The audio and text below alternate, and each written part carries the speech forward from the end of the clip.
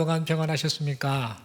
한 주간 동안 그렇지, 나는 하나님의 군대이지, 군대로 부름받았지, 이 땅에서 살면서 하나님 나라 또 그리고 하나님의 영광을 드러내는 그런 인생을 살아야지라는 그런 마음의 다짐과 결단 그리고 순종을 실천하는 그런 삶을 잘 살아내셨습니까?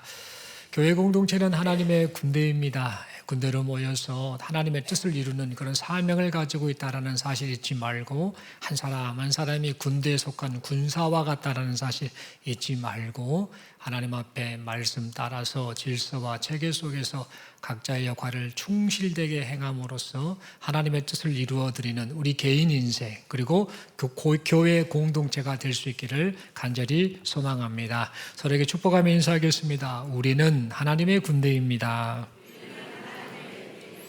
네, 감사합니다. 이 시간 저는 은혜를 잊지 말라라는 제목으로 함께 하나님 말씀 받기를 원합니다. 여러분, 오늘은 맥주 감사주일입니다. 맥주 감사주일로 하나님 앞에 이렇게 예배하며 하나님께 영광을 올려드리는데요. 이 맥주 감사주일은 한 해의 절반을 지내면서 7월 첫 주에 하나님 앞에 감사 예배를 드리는 그런 날입니다. 이 맥주 감사주일을 맞이해서 하나님 앞에 또 은혜를 구하며 말씀을 또 선포하면서 먼저 우리가 여러분들이 말씀을 들을 때에 스스로에게 질문을 하나 해보셨으면 좋겠습니다. 여러분은 지난 반년 동안 6개월 지났습니다. 지난 반년 동안 하나님께 받은 은혜를 몇 가지나 기억을 하고 계십니까? 많은 은혜를 하나님이 베푸셨는데 그 6개월 동안 여러분들이 머릿속에 기억하고 마음에 새기는 그 은혜가 있다고 한다면 몇 가지 정도가 되십니까? 한 10가지 정도 기억이 나십니까? 아니면 5가지 정도 기억이 나십니까? 아니면 한 가지도 얼른 생각이 안 나요? 라고 혹시 그런 반응을 보이고 있지는 않습니까? 여러분, 옛말에 그 한자 성어 중에 음수사원이라는 말이 있습니다. 음수사원, 이 말이 있는데요. 이 음수사원이라는 말의 뜻은 뭐냐면 물을 마실 때에 그 물이 어디서 왔는지 근원을 생각해라 라는 그런 의미의 한자 성어입니다. 물에는 근원이 있지요. 그리고 열매에는 그 열매를 자라게 하신 분이 있습니다. 그러니까 물을 마실 때 이 물이 어디서 왔나, 그 출처, 근원을 생각하는 것처럼 열매가 있으면 그 열매를 자라게 하시는 그분이 계시는데 이것을 생각을 해야 되는데 사람들은 그것을 생각을 하지 않고 살지요. 사람들은 물은 잘 마시면서도 그 근원은 잊어버리고 열매는 거두면서 그 열매를 주시는 그 하나님은 잊어버리고 맙니다. 그런데 문제는 하나님이 이런 인간의 그 연약함 또는 악함이라고 봐야겠죠. 그 하나님의 은혜를 망각하는 그 증상을, 사람이 그런 증상을 보이는 것을 하나님이 너무도 잘 아셨습니다. 그래서 이스라엘 백성들에게 1년에 3번의 절기를 꼭 지켜야 된다라고 말씀하셨지요. 이 3가지 절기는 뭐냐면 오늘 본문에 등장한 맥주절, 그리고 유월절, 그리고 초막절, 이 3가지 절기는 꼭 지켜야 된다라는 그 명령을 내리셨습니다. 그중 가운데 이 맥주절, 오늘 우리가 이 맥주주일을 맞이해서 지키는 이 맥주절, 이건 역시 하나님께서 강조하면서 지켜야 한다라고 말씀하신 절기입니다. 이 맥주절은 하나님께서 지키도록 명하신 절기입니다. 그냥 사람이 우리끼리 모여서 이런 절기를 지키며 감사합시다라고 사람이 지어낸 그런 절기가 아니라 하나님이 정하신 절기입니다. 출애굽기 23장 16절 말씀은 다음과 같이 말하지요. 하나님께서 이렇게 말씀하십니다. 맥주절을 지키라. 이는 네가 수고하여 밭에 뿌린 것에 첫 열매를 거둠이니라 라고 하나님이 말씀하셨습니다. 맥주절은 밀 추수를 시작하면서 첫 열매를 하나님께 드리는 그런 절기입니다. 유월절로부터 7주가 지난 이후에 지킨 그 절기가 맥주절인데, 그래서 이 맥주절을 다른 말로 칠칠절이라고도 합니다. 그리고 이 6월절로부터 50일째 되는 날 지키는 절기가 바로 맥주절인데, 신약에서는 오순절, 5자에다가 열순자에서 50일 되는 날에 지키는 절기, 그게 바로 맥주절 오순절이다라고 그렇게 말을 합니다.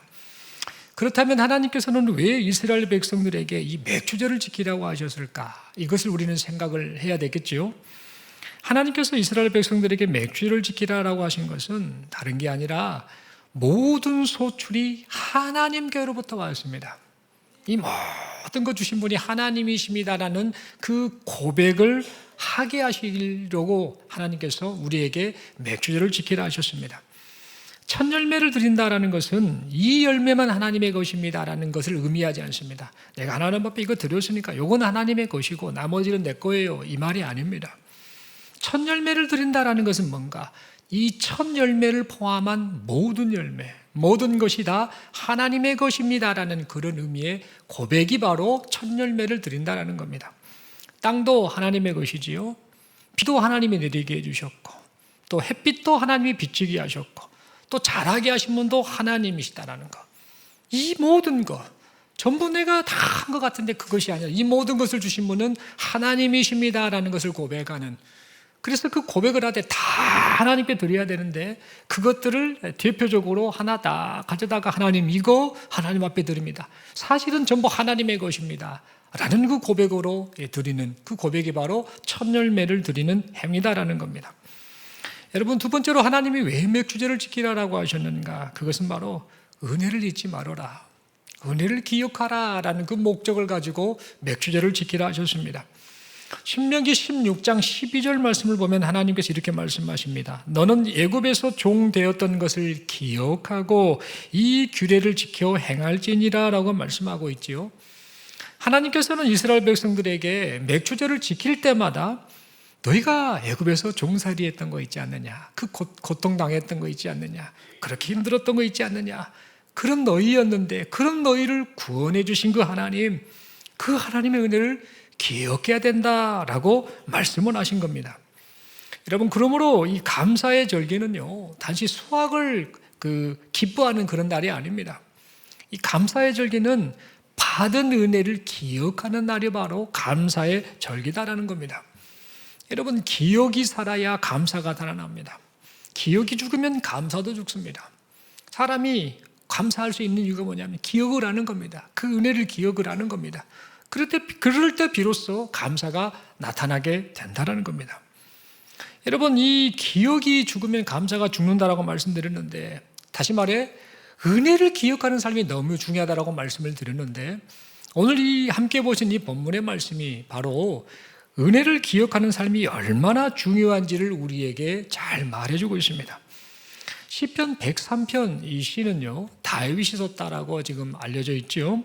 그런데 이 다윗이 이 시편 103편을 언제 어떤 상황에서 기록했는지는 정확히 알 수 없습니다. 하지만 이 본문의 내용을 쭉 살펴보면은 우리가 짐작을 할 수 있습니다. 다윗이 아마도 이런 상황 속에서 이때쯤에 이 시편 103편을 기록했겠구나라고 우리는 짐작할 수 있다라는 겁니다. 3절에 보면 죄사함의 은혜라는 표현이 나오고, 또 병을 고치는 은혜가 나오지요. 또 4절에서는 생명을 파멸해서 건지신 은혜가 나오고, 인자와 긍휼로 관을 씌우셨다라는 그런 은혜 받은 내용이 나오고, 5절에서는 청춘을 새롭게 하신다라는 그 은혜에 대해서 말을 하고 있음을 보게 됩니다. 그러니까 이 3절, 4절, 5절에 나와 있는 하나님께 받은, 다윗이 받은 그 은혜의 그 내용을 보면 지금 다윗이 상당히 인생을 살면서 파란만장한 인생을 살았고, 산전수전을 겪어온 이후에 나이가 먹은 어느 시점에서 이 시를 썼겠구나라고 추측할 수 있습니다. 실제로 성경학자들은 말을 하지요. 다윗이 인생의 수많은 풍랑을 다 지나고 난 이후에 하나님께서 자신의 삶에 베풀어 주신 은혜를 되돌아보면서 이 103편을 썼을 것 같다라고 그렇게 추정을 합니다. 여러분, 그렇다면 다윗은 오늘 본문의 내용을 통해서 뭘 말하고 있는 걸까요? 그것은 바로 다윗은 하나님을 송축하며 살겠다. 어떠한 상황 속에서도 하나님을 송축하며 살겠다. 그 은혜를 잊지 않고 하나님을 송축하며 살겠다라는 그 고백을 하고 있음을 보게 됩니다. 오늘 1절에 기록된 내 영혼아라는 이 표현은 히브리어로 네페쉬라는 단어를 쓰는데요. 내 영혼아라는 이 의미는 뭐냐면 마음의 일부라든지 감정의 일부 이런 것을 말하지 않고 전 인격을 다 말합니다. 그 한 사람 안에 있는 생명 전체 모든 것을 내포하는 그런 단어가 바로 네페시라는 단어로 번역된 내 영혼이라는 단어입니다. 그리고 송축하라라는 이 말은 히브리어 언어로 바라크라는 단어를 쓰는데요. 이 뜻이 무엇을 담고 있냐면 무릎을 꿇다라는 그런 의미를 내포하고 있습니다. 그러니까 다윗이 내 영혼아 여호와를 송축하라라고 했던 것은 하나님 앞에 무릎을 꿇고 경배하는 마음으로 내 생각, 내 감정, 내 의지, 내 입술, 내 손과 발, 내 존재 전부를 다해서 전심으로 하나님을 찬양하겠습니다라는 그런 의미의 고백이었습니다. 그렇다면 여러분 다윗이 이런 결단의 고백을 했던 이유가 뭔가? 여러분 다 알고 계십니다. 그 이유는 뭐냐? 바로 그가 인생을 살아오면서 하나님께서 베푸신 수많은 은혜를 누렸지 않습니까? 그 은혜를 잊지 않았기 때문입니다. 그러면 구체적으로 어떤 은혜를 그렇게 누렸는가? 어떤 은혜를 받았는가? 그 내용에 대해서 이 다윗은 오늘 본문 3절, 4절, 5절을 통해서 지금 5가지 정도로 정리해서 말을 하고 있습니다. 다윗은 먼저 죄사함의 은혜를 입었습니다. 죄를 용서받는 그 은혜를 입었다라는 겁니다. 사무엘상 11장을 보면은요, 다윗이 참 나쁜 짓을 했음을 기록하고 있지요. 다윗은 자기의 충신 우리야라는 사람의 아내 바세바, 그 여인과 간통을 하고 맙니다. 간통을 했는데 하필 아이가 생겨버립니다. 그래서 큰일 난 겁니다. 그런데 이 우리야는 전장터에 나가 있는 상태입니다. 그래서 그 사이에 다윗은 느슨해진 마음으로 궁전에 있다가 우리아의 아내 바세바가 목욕하는 것을 보고 데려와서 동치모라는 아주 못된 짓을 하고 맙니다. 그런데 말씀드린 것처럼 아이가 생겨서 이제 들통이 나게 생긴 것이죠. 그래서 죄를 감추기 위해서 우리아를 급히 불러들입니다. 그래서 자기 아내 바세바와 동침하게 해서 자기의 죄를 어떻게든 간에 감추려고 했었습니다. 그런데 우리아가 충신이어서 집에 들어가지를 않습니다. 다른 장수들은 전장에서 싸우고 있는데 제가 어찌 그럴 수 있습니까? 라고 하며 끝까지 충성스러운 모습과 동료들에 대한 의리를 지켰습니다. 그러자 자기 뜻대로 되지 않자 다윗이 어떤 반응을 보이는가? 우리아를 전장에 다시 보내면서 요압 편으로 요압에게 부탁해서 이놈을 전장터에 나가서 맨 전방에 있다가 자연스럽게 죽게 해라 라고 하며 그렇게 명령을 내리고 그 결과 이 우리아가 전장터에서 죽고 맙니다. 그래서 이 다윗의 죄가 전혀 드러나지 않은 것처럼 보였습니다. 그냥 조용하게 이 문제가 해결될 것처럼 보였습니다. 그런데 그때 하나님께서 다 보셨습니다. 다 보신 하나님께서 나단 선지자를 통해 말씀하시면서 다윗의 죄를 책망하셨습니다. 그러자 자신이 얼마나 악한 죄인인지를 깨달은 이 다윗은요, 그 자리에서 곧바로 엎드려 하나님께 철저히 회개했습니다. 우리식으로 말하면 하나님, 제가 쳐죽일 놈입니다. 제가 죽음 마땅합니다. 이런 고백을 했던 것이죠. 이 고백이 바로 시편 51편의 내용입니다. 시편 51편 2절 3절을 통해 다윗은 이렇게 고백하지요. 나의 죄악을 맑게 씻으시며 나의 죄를 깨끗이 제하소서. 무릇 나는 내 죄가를 아오니 내 죄가 항상 내 앞에 있나이다 라고 하며 다윗은 그 나단 선지자를 통해 책망하시는 그 하나님 앞에서 이제 이 다윗은 철저하게 회개를 하게 됩니다. 이렇게 철저히 회개한 다윗은 하나님께서 베푸신 이 죄사함의 은혜를 입게 되었습니다. 사무엘하 12장 13절에 보니까 그 사실을 말합니다. 다윗이 나단에게 이르되 내가 여호와께 죄를 범하였노라 하며 나단이 다윗에게 말하되 여호와께서도 당신의 죄를 사하셨나니 당신이 죽지 아니하려니와 라고 하면서 여호와께서 하나님께서 다윗의 죄를 사하셨음을 그렇게 선포하였습니다. 여러분, 이처럼 다윗은 죄사함의 은혜를 입었었습니다. 그리고 이 다윗은 생명을 파멸해서 속량받는 은혜도 입었습니다. 속량이라는 단어가 좀 어렵지요. 간단하게 의미하면 히브리어로 갈이라는 단어를 쓰는데요, 이 속량이라는 것은 값을 치러서 건지다, 구원하다, 그런 의미를 가진 단어가 바로 속량입니다. 다윗의 삶은요, 여러분 죽을 고비의 연속이었습니다. 다윗은 사자와 곰, 골리앗의 칼, 사울의 창, 블레셋 사람들, 그일라 사람들, 그리고 심지어 자기 아들 압살롬의 반역에 이르기까지 수많은 죽음의 위기 앞에 살았던 사람이 바로 다윗이었습니다. 그런데 그때마다 하나님께서는 이 다윗을 죽음 가운데서 건져주셨습니다. 그래서 다윗은 자신의 생명을 파멸해서 건져주신 하나님, 그 하나님께 감사하고 또 감사하고 찬양을 드렸습니다. 그 많은 표현 중에 시편 116편 3절과 8절이 다음과 같이 말을 하고 있습니다.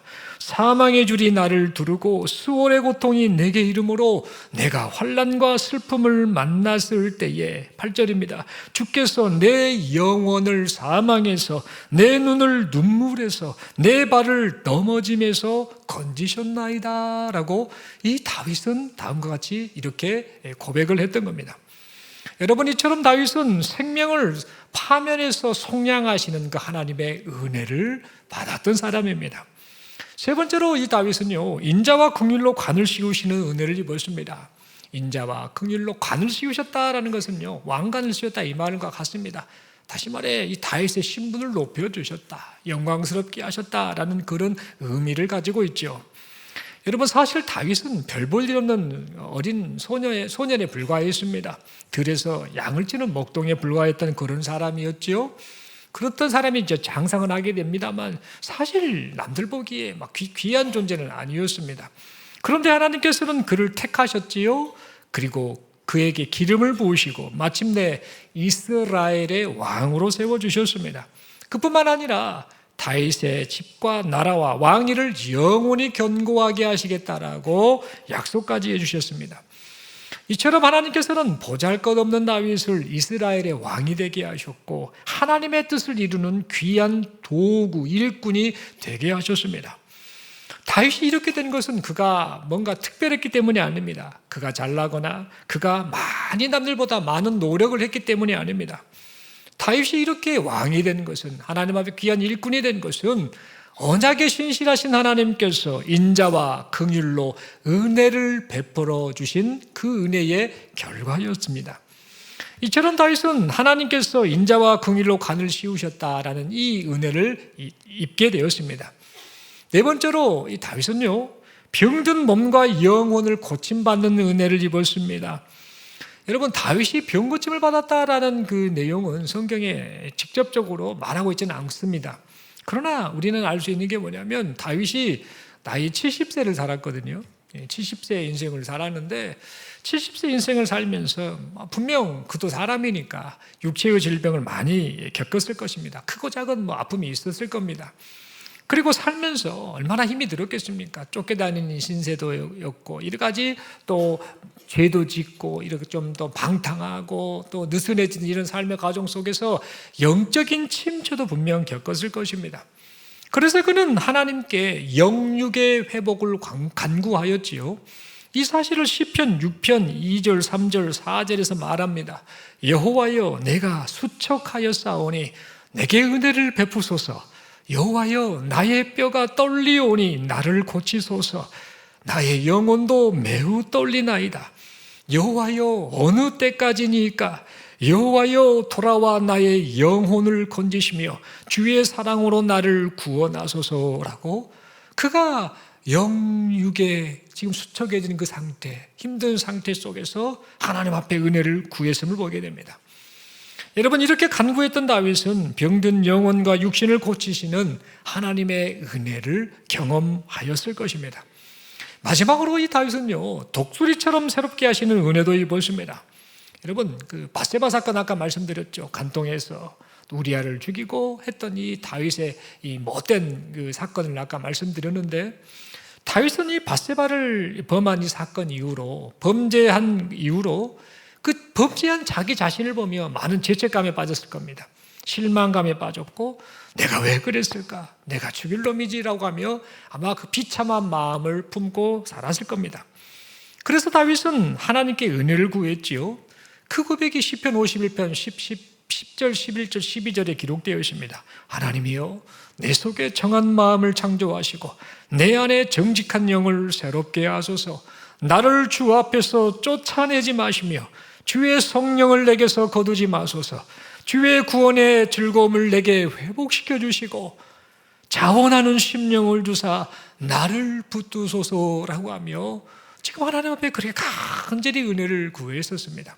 그러자 하나님께서는 이런 다윗을 보시고 회복의 은혜를 베풀어 주셨지요. 죄를 사해 주셨을 뿐만 아니라 밧세바 사건으로 인해서 망가져버린 다윗, 그래서 정말 죄책감에 빠져 있었던 그 다윗에게 죄 용서뿐만 아니라 그를 다시 불러일으켜서 사용하시는 은혜를 나타내 주셨습니다. 철저히 회개한 다윗에게 아들 솔로몬이 태어나게 하셨죠. 그래서 이 솔로몬이 다윗의 뒤를 이어서 그 왕족을 이어가면서 결국에는 하나님의 뜻을 이루는 그런 하나님의 은혜를 나타내셨습니다. 이처럼 다윗은 새롭게 하시는 은혜를 입었던 것입니다. 사랑하는 성도 여러분, 우리도 이 다윗과 같은 은혜를 지금 누리며 살고 있습니다. 여러분, 특별히 5가지 내용을 말씀드렸는데 이 5가지 다윗이 말한 이 5가지 은혜는요, 사실 먼저 무엇을 말하느냐 하면 구원받은 성도가 누리는 은혜를 지금 상징적으로 잘 말해주는 그런 내용이다라고 말씀드릴 수 있습니다. 5가지 은혜, 죄사함의 은혜, 또 병 고침의 은혜, 여러 가지 있죠. 이 모든 것들은 사실은 조직 신학적 표현으로 말하자면 구원의 서정, 구원의 과정에서 누리는 성도가 누리는 은혜다라는 겁니다. 여러분, 다윗이 받은 이 죄사함의 은혜는요, 성도의 죄사함, 성도의 의롭다함을 입은 칭의를 지금 의미합니다. 다윗이 파멸해서 속량을 받은 이 은혜는 예수님께서 성도들을 위해 대신 죽으신 대속의 은혜를 의미한다라고 볼 수 있죠. 그리고 인자와 긍휼로 관을 씌우신 이 은혜는 뭐냐? 별 볼 일 없는 우리를 구원해 주실 뿐만 아니라 하나님의 자녀가 되는 권세를 누리게 해주신 은혜, 즉 양자됨의 은혜를 지금 의미한다라고 말할 수 있겠습니다. 게다가 몸과 영혼을 고쳐주시는 이 은혜는 뭐냐? 죄에서 건져주실 뿐만 아니라 그 성도가 거룩해져 가도록 계속해서 성화시켜 주시는 그 은혜를 의미한다라고 말할 수 있겠지요. 그리고 마지막으로 독수리처럼 새롭게 하신 이 은혜는 뭔가? 성화를 거쳐서 마침내 하나님의 나라에서 영화를 누리게 하시는 은혜를 의미한다라고 말할 수 있겠습니다. 결국 다윗이 고백했던 이 5가지 은혜를 조직신학적 관점에서 표현할 때 성도가 이 구원, 시작부터 끝까지 구원의 은혜를 누리고 있구나라는 사실을 우리는 깨닫게 된다는 겁니다. 그런데 중요한 것은 이 모든 은혜가 우리 주 예수 그리스도를 통해서 우리에게 주어졌다는 사실입니다. 여러분, 그러므로 우리는 예수님 덕분에 구원받은 하나님의 자녀가 되었다라는 사실을 생각하면서 우리를 구원해 주신 하나님께 감사하고 또 감사하는 우리 모두가 될 수 있기를 간절히 소망합니다. 예수님 안에서 구원하셨고 장차 구원을 완성하실 것이고 이 과정에 구원을 완성해 가시는 과정 가운데 오늘도 우리에게 구원을 이루어가고 계시다라는 사실을 생각하면서 하나님께서 우리를 위해서 변함없이 지금도 은혜 베푸심을 믿으면서 하나님 앞에 감사하고 또 감사하시는 우리 모두가 될 수 있기를 바랍니다. 특별히 맥주 감사주의를 맞이했는데요, 맥주 감사주의를 맞이하면서 나를 구원하신 하나님에 대해서 깊이 생각하고 또 그 구원을 이루어 가시는 과정 속에서 매 순간마다 먹이시고 입히시고 돌보시고 함께 해주신 그 은혜를 생각하면서 하나님 앞에 많이 감사하는 우리 모두가 될 수 있기를 바랍니다. 여러분, 말씀을 드립니다. 지난 반년 동안 베풀어 주신 은혜가 참 큰데 이 6개월을 살아오면서 여러분들은 그 하나님의 은혜를 얼마나 세어보셨습니까? 이 시간에 이 말씀을 듣고 하나님께서 내게 6개월 동안 베풀어 주신 은혜를 좀 마음에 좀 생각하고 머릿속으로 하나하나 좀 세어보는 우리 모두가 될 수 있기를 바랍니다. 여러분, 만약 우리가 받은 은혜를 세지 않고 살면은요, 어떤 일이 발생하냐면요, 감사가 사라집니다. 지금까지 살아오면서 하나님 베푸신 은혜가 너무 많은데 그 은혜를 기억하지도 않고 세지 않으면은요, 우리 삶 속에서 감사가 사라진다라는 겁니다. 받은 은혜를 세지 않고 살면은요, 받은 것은 당연하다고 생각합니다. 그냥 당연히 받았다 생각을 하는 겁니다. 은혜를 세지 않으니까, 생각하지 않으니까. 받은 은혜는 당연한 것이고 받지 못한 것만 눈에 들어오게 됩니다. 그러다 보니까 불평이 나오게 되는 것이죠. 원망이 나오게 되는 것이죠. 그래서 은혜 속에 산다고 하면서도요, 결국에는 은혜를 모르는 사람으로 살아가고 맙니다. 여러분, 만약 우리가 받은 은혜를 세지 않고 살면은요, 어떤 증상이 나오냐면요, 아까 말씀드린 대로 불평이 나타납니다. 불평이 계속해서 우리 안에 자라게 된다는 겁니다. 여러분, 이스라엘 백성들 한번 생각해 보실까요? 애굽왕 바로의 압제에서 이스라엘 백성들은 해방되었지요. 하나님의 은혜로 그렇게 해방되었습니다. 자유를 얻게 되었습니다. 그뿐만 아니라 이제 출애굽을 한 이후에 홍해를 건너게 되지요. 그런데 홍해를 건널 만한 그런 상황이 아니었습니다. 아무리 죽었다 깨나도 할 수 없는 일 아닙니까? 그런데 하나님의 은혜를 베푸셔서 홍해가 갈라지게 하시고 그 홍해를 이스라엘 백성들이 건너게 하셨다는 겁니다. 어마어마한 은혜를 받았지요. 그런데 이스라엘 백성들은 어떤 반응을 보입니까? 사흘 후에 물이 없다라는 이유 때문에 하나님 앞에 원망을 하고 말았습니다. 하나님이 광야 생활 동안 40년 동안 만나를 공급해 주셨죠. 날마다 굶지 않도록 만나를 공급해 주셨지요. 그러면 얼마나 감사합니까? 그런데도 이스라엘 백성들은 만나를 받고도 고기가 없다라고 원망을 했습니다. 다시 말해, 이 하나님 앞에 이 받은 은혜를 세워보아야 되는데, 그러면서 살아야 되는데 그것을 세지 않고 살다 보니까 받은 것은 당연한 것이고 받지 못한 것은 원망으로 그렇게 나타나고 말았다는 겁니다. 여러분, 이처럼 우리도 은혜를 세지 않으면요, 은혜를 잊고 불평을 쏟아낸 이스라엘 백성들과 똑같은 모습을 보일 수 있음을 우리는 잊지 말아야겠습니다. 여러분, 만약 우리가 받은 은택을 세지 않고 살면은요, 어떤 모습이 나타나는가? 믿음이 흔들립니다. 지금까지 하나님이 많은 은혜를 베푸셨는데 이것을 세지 않고 생각하지 않고 그냥 인생을 살면 믿음이 흔들린다는 겁니다. 그게 무슨 말인가? 인생을 살다 보면은요, 힘든 과정을 겪지요. 또 평탄한 길을 걷기도 하고 오르막을 가기도 하고 내리막을 가기도 하지요. 이런저런 인생의 길을 걷는데 지나온 모든 그 길 과정에 하나님이 베푸신 은혜를 생각하게 되면 어떻게 되는가? 앞으로도 하나님이 인도하실 거야. 하나님이 은혜를 베푸실 거야. 이렇게 고백을 하게 되는데 과거의 그 삶을 생각하지 않고 은혜를 세워보지 않으면 어떻게 되는가? 은혜를 잊어버리다 보니까, 은혜를 생각하지 않다 보니까 앞으로 갈 길이 좀 답답하고 힘이 들면은요, 아이고 이제 끝났나 보다, 하나님이 도와주지 않을 것 같아라고 하며 하나님을 신뢰하지 못하게 된다는 겁니다. 여러분, 그러나 은혜를 세는 사람은요, 어려움이 와도 이런 고백을 합니다. 어떤 고백을 하는가? 여기까지 인도하신 하나님께서 앞으로도 인도하실 거야 라는 그 믿음의 고백을 하게 된다는 겁니다. 여러분, 1620년에 여러분 아시는 이야기입니다. 청교도들이 메이플라워 배를 타고 이제 아메리카 대륙으로 이동을 하게 됩니다. 이유는 뭐냐? 하나님을 정말 자유롭게 예배하며 하나님을 경외하는 그런 자로 살고 싶어요 라는 그 신앙 고백을 가지고 그들이 배를 타고 아메리카 대륙으로 이동을 합니다. 그런데 갔을 때 첫 해는 너무너무 고생을 했습니다. 그 겨울이 너무너무 추웠습니다. 배고픔과 추위와 질병으로 인해서 그렇게 배를 타고 건너갔던 사람들의 절반가량이 그렇게 죽어갔습니다. 살아있는 사람들이 있긴 한데 이들은 슬픔이 있는 사람들이었습니다. 왜 슬펐을까요? 남편이 죽었거든요. 아내가 죽었고 자식이 죽었고 부모가 죽었고. 그러니까 아이고, 내가 아메리카 이 대륙에 왜 왔을까? 차라리 그냥 원래 살던 데 있을 걸, 이런 생각을 했을 수도 있는 그런 상황이었습니다. 그런데 그 다음 해에 1621년 가을에 그들은 농사를 지은 그 첫 수확을 얻게 됩니다. 근데 그 첫 수확을 가지고 무엇을 했는가? 하나님께 감사의 예배를 드렸습니다. 여러분, 감사의 예배를 드렸다고 하는데 사실 감사가 나올 상황이 아니거든요. 남편 죽었지, 아내 죽었지, 자식 죽었지, 부모님 죽었지. 그리고 와서 그렇게 고생을 했는데 무슨 감사가 나오겠습니까? 다시 말해, 잃은 것을 세게 되면 도저히 감사할 수 있는 상황이 아니었습니다. 그런데 그들은요, 잃은 것을 세지 않았습니다.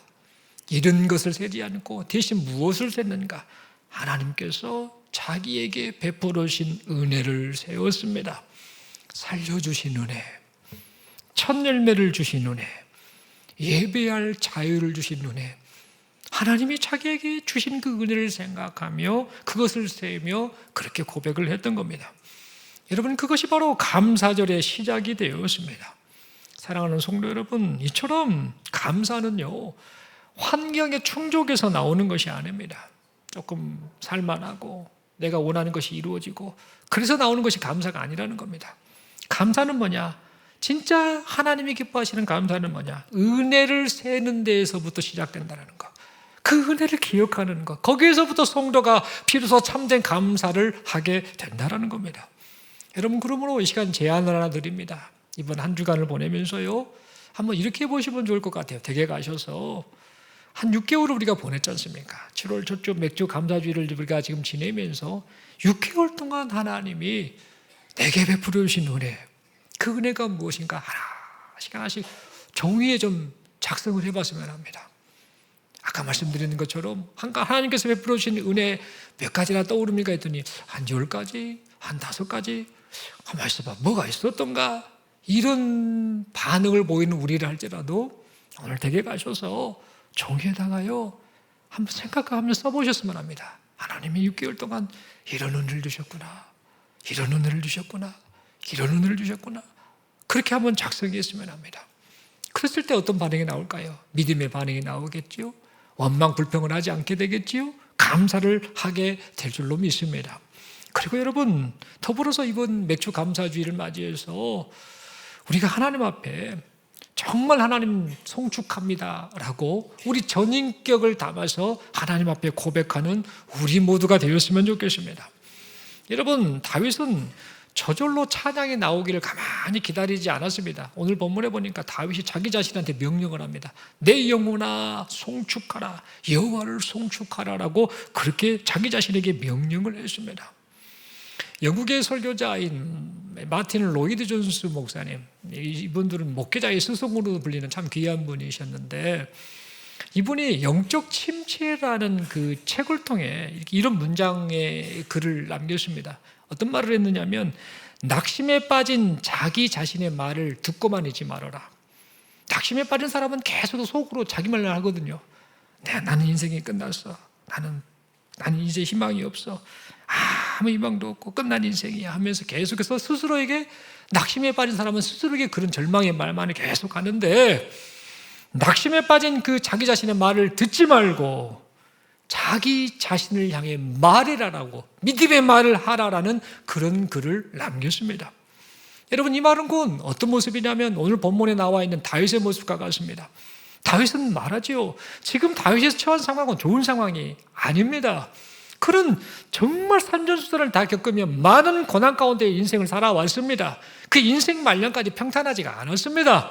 그러나 그는 그런 모든 그런 과정 속에서 때때로 오르막길, 때때로 내리막길, 때때로 평탄한 길 과정을 겪을 때에 그가 했던 고백은 뭐냐? 내 영혼아 하나님을 송축하라, 내 영혼아 하나님을 송축하라라고 그렇게 고백했음을 보게 됩니다. 이처럼 우리 역시 이런 선포를 하며 내 자신에게 그렇게 명령을 하면서 하나님 앞에 이렇게 믿음으로 살아야 하지 않겠느냐고 그렇게 선포하시는 우리 모두가 될 수 있기를 바랍니다. 여러분, 물론 힘든 삶의 환경 때문에 몸이 지칠 것입니다. 또 마음도 많이 무거울 수가 있습니다. 인생이 그렇지 않습니까? 그런 과정을 겪는 것이 우리의 인생 아닙니까? 그러나 그럴 때일수록 우리는 다윗처럼 내 영혼을 흔들어 깨워야 합니다. 내 영혼아, 나에게 베푸신 하나님의 구원의 은혜를 잊었느냐? 죄와 사망에서 건져주신 하나님의 은혜를 잊었느냐? 인생의 수렁에서 건지신 하나님의 은혜를 잊었느냐? 먹이셨지 않았느냐? 입히셨지 않았느냐? 인도해 주셨지 않았느냐? 그 먹이시고 입히시고 인도하신 하나님의 은혜를 잊었느냐? 내 영혼아 하나님을 송축하라, 내 영혼아 하나님의 은혜를 바라보라라고 그렇게 외치시는 우리 모두가 될 수 있기를 바랍니다. 이렇게 내 영혼에게 말을 걸면서 생각과 감정과 의지와 입술과 삶의 전부로 하나님을 찬양하고 또 찬양하는 우리 모두가 될 수 있기를 바랍니다. 여러분, 그리고 더불어서 이번 이 맥주 감사주의를 맞이해서요, 하나님께서 베푸신 은혜, 이 은혜에 대한 감사를 삶으로 표현하는 우리 모두가 될 수 있기를 바랍니다. 여러분, 감사는 어디서부터 시작되냐면 마음에서부터 시작됐죠. 그 마음이 이제 감사의 마음이 있으니까 감사가 나타나는 것 아닙니까? 그래서 이 감사는 마음에서 시작됩니다만, 그러나 중요한 것은 이 마음에만 머무는 감사는 온전한 감사가 아니다라는 겁니다. 여러분, 우리도 그러지 않습니까? 사람과의 관계 속에서 참 어떤 은혜를 입으면 어떻게 합니까? 감사합니다 라고 말하기 전에 이제 마음이 있지만 그걸로 아무 말 안 하면 그것도 감사의 마음은 있겠습니다만 보편적으로 어떻게 합니까? 말로 감사하고 또 뭔가 막 해주고 싶고, 이것이 바로 감사의 표현 아닙니까? 이처럼 하나님이 내게 베푸시는 은혜를 생각하면 입술로만, 마음으로만은 감사가 아니라 우리의 삶으로 하나님 앞에 그 감사를 표현하는 것이 마땅하다라는 겁니다. 여러분, 이스라엘 백성은 감사할 때 어떻게 했냐면요, 이 맥주절에 보니까 첫 열매를 들고 하나님 앞에 나아갔습니다. 왜 그랬느냐면 하나님이 그렇게 하라고 하셨습니다. 하나님의 말씀대로 그렇게 했습니다. 그리고 하나님께 감사해서 그렇게 했습니다. 신명기 16장 10절을 보면, 뒷부분 보면 이런 말씀이 있습니다. 여호와께서 네게 복을 주신 대로 자원하는 예물을 드리고 라고 말하고 있죠. 그리고 신명기 16장 16절 17절에 보면 이렇게 말씀하십니다. 빈손으로 여호와를 배웁지 말고 각 사람이 네 하나님 여호와께서 주신 복을 따라 그 힘대로 드릴지니라 라고 말하고 있습니다. 뭔 말이냐면 감사합니다라고 마음으로 끝내지 말고 말로 끝내지 말고 네 삶으로 하나님 앞에 감사를 표현하며 살라라는 그런 의미의 말씀이지요. 이스라엘 백성은 감사가 예물로 표현되었습니다. 이스라엘 백성은 감사가 헌신으로 나타났습니다. 이스라엘 백성은 감사가 삶이 되었던 것입니다. 여러분, 이처럼 우리 역시 하나님께서 베풀어 주신 은혜를 생각하며 하나님께 드리는 예물로, 하나님께 드리는 헌신으로, 하나님의 말씀에 순종하는 삶으로 하나님께 감사를 표현하는 우리 모두가 될 수 있기를 바랍니다. 하나님의 은혜를 진심으로 감사하면서 인생을 살아가는 우리 모두가 될 수 있기를 바랍니다. 사랑하는 성도 여러분, 말씀의 결론을 맺습니다. 맥주 감사주의를 맞이해서 정말 잊어서는 안 될 게 뭐냐? 하나님의 은혜를 잊지 마시기 바랍니다. 은혜를 잃어버리면 끝납니다. 성도가 왜 신앙이 나태해진 줄 아십니까? 왜 세상으로 나간 줄 아십니까? 성도가 왜 그런 세상과 짝하며 그렇게 사는 줄 아십니까? 성도가 왜 불평하고 불만한 줄 아십니까? 성도가 왜 낙심한 줄 아십니까? 성도가 왜 믿음이 흔들린 줄 아십니까? 그것은 바로 다른 게 아니라 은혜를 망각하기 때문입니다. 은혜를 잊어버리면 성도가 그렇게 됩니다. 나를 구원해 주신 은혜, 그 은혜를 새기고 감사하면요, 성도의 삶이 그렇게 하나님 보시기에 경거망동하거나 아니면 세상의 그 물결에 휩싸이는 그런 반응을 보이지 않는다라는 겁니다. 그러므로 이 맥주 감사주의를 맞이해서 하나님께서 베푸신 모든 은혜를 잊지 않고 감사하시는 우리 모두가 될 수 있길 바랍니다. 받은 은혜를 하나씩 좀 세워보시기 바랍니다. 그냥 감사해가 아니라 구체적으로 하나님이 내게 어떤 은혜를 베푸셨는가, 이것도 감사하고 저것도 감사하고 또 이것도 감사하네 라고 하면 하나씩 종이에 좀 적어가면서 하나님이 이런 은혜를 베푸셨구나, 이렇게 사랑을 베푸셨구나 라고 그 하나님 앞에 감사하시는 우리 모두가 될 수 있길 바랍니다. 그리고 감사함을 느꼈으면 그렇게 끝내지 마시고 하나님 앞에 내 영혼아 하나님을 송축하라 라고 선포하면서 하나님 앞에 삶으로 하나님 앞에 감사를 올려드리는 우리 모두가 될 수 있기를 간절히 소망합니다. 그리하여서 올해 남은 6개월, 이제 2026년 7월 첫 주인데 6개월 또 살 건데, 이 6개월 동안에 하나님께서 베푸신 구원의 은혜, 치료하시고 회복시켜 주시는 은혜, 새롭게 하시는 이 은혜를 많이 누리면서 이 모든 은혜를 하나님이 베풀어 주셨습니다라고 그렇게 감사 고백하며 간증하시는 여기 모인 우리 모두가 될 수 있기를 간절히 소망합니다. 서로에게 축복하며 인사하겠습니다. 우리는 은혜를 입은 사람입니다. 다시 인사하겠습니다. 하나님의 은혜를 잊지 맙시다. 손을 들어서 옆에 분에게 축복하며 권면하겠습니다. 감사를 삶으로 표현하며 삽시다. 아멘이시죠? 이 맥주 감사주를 맞이해서 다시 한번 하나님의 은혜를 생각하고 그 생각한 은혜를 감사로 표현하는 우리 모두가 될 수 있기를 간절히 소망합니다. 기도드리겠습니다. 하나님 아버지 말씀 받았습니다. 하나님께서 베풀어 주신 은혜를 잊지 않고 또 하나하나 그 은혜를 세어보면서 하나님 내게 이런 은혜를 베푸셨구나라고 감사 고백하게 하시고, 무엇보다도 가장 큰 은혜는 죄와 사망 가운데 있었던 나를 예수 그리스도의 희생을 통해 구원해 주셨구나라는 이 사실이 가장 큰 감사 조건임을 생각하며 하나님의 은혜에 감사하고 또 감사하는 우리 모두가 되게 하여 주옵소서. 뿐만 아니라 이 감사를 마음으로만 그치지 않고 말로만 그치지 않고 우리의 삶 속에서 삶으로 표현하는 그런 인생을 살아드리는 우리 모두가 되게 하여 주옵소서. 이런 은혜 주심을 믿고 감사드리며 예수님 이름으로 기도드리옵나이다. 아멘.